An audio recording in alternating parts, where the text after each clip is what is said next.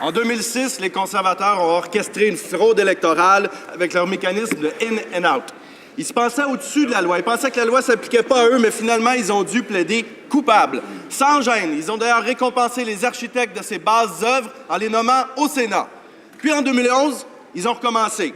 Des dizaines de milliers de dollars versés à RMG par des campagnes qui ne savent pas du tout quels services ont été rendus par cet argent. Est-ce que les conservateurs vont nous dire quand la loi électorale sera changée pour qu'Élections Canada ait tous les pouvoirs d'enquêter sur leur scandale?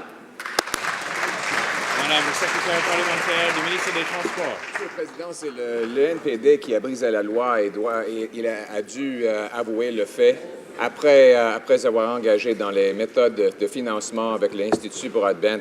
Alors, ça c'est le fait. Aussi, on regarde les règlements du CRTC. La télécommunication doit commencer par un message donnant clairement le nom de la personne pour le compte de laquelle la télécommunication est faite. Le Parti libéral a brisé cet règlement, Monsieur le Président. Maintenant, nous le savons. Nous savons la vérité. Et c'est au Parti libéral d'expliquer pourquoi ils ont brisé la loi devant les Canadiens. L'honorable député de Rosemont-la-Petite-Patrie.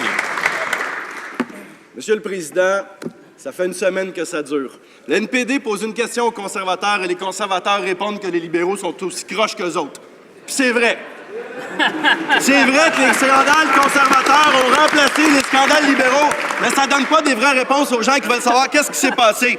Ça joue les durs pendant la campagne électorale, mais quand on arrive ici en Chambre, ça se réfugie sous les jupons du premier ministre, puis ça évite de répondre aux questions. Est-ce qu'il y a un seul député conservateur qui va se révéler digne de ses fonctions, puis qui va dire quand la loi électorale va être changée pour qu'on puisse faire toute la lumière sur les scandales conservateurs?